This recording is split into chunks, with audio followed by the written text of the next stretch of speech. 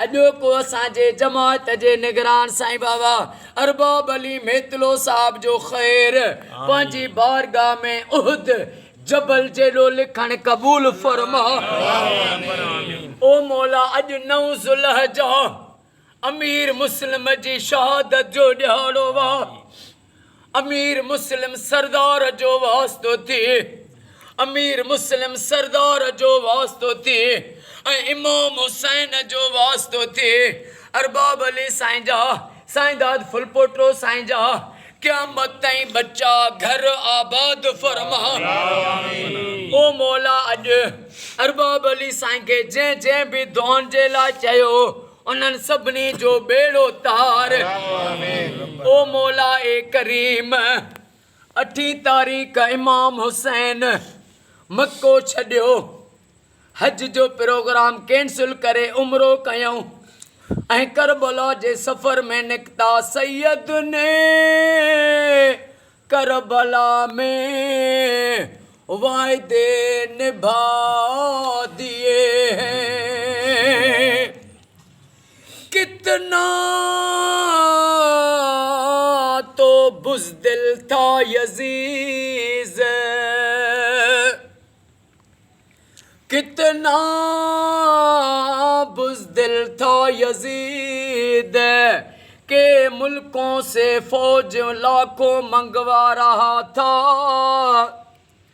और कितना बहादुर है मेरा आका हुसैन जो 72 को भी बत्ती बुझा के कह रहा था जो जाना चाहता है हुसैन को छोड़ के जाना चाहे तो चला जाए।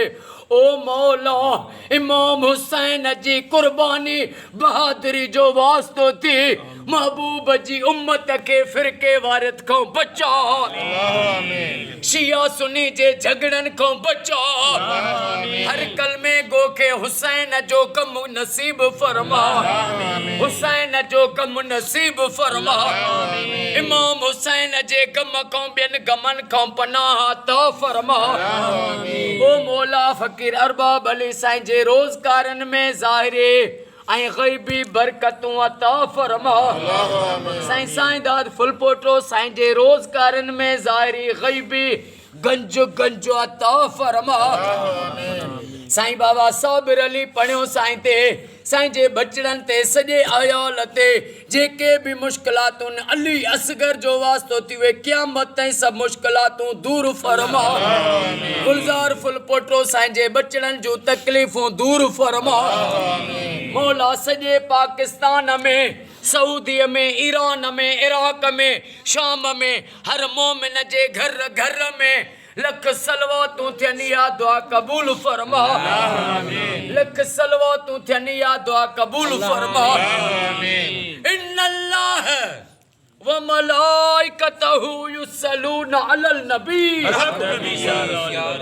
या अय्युहल्लज़ीना आमनू सल्लु अलैहि व सल्लिमू तस्लीमा।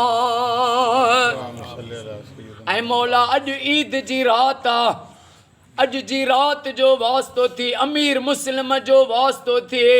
साईं साईं दाद साईं जे दोस्त भारनि जहिड़े दोस्त साईं मोहम्मद सलीम मगरियो साईं खे पुट जी औलाद अता फरमा।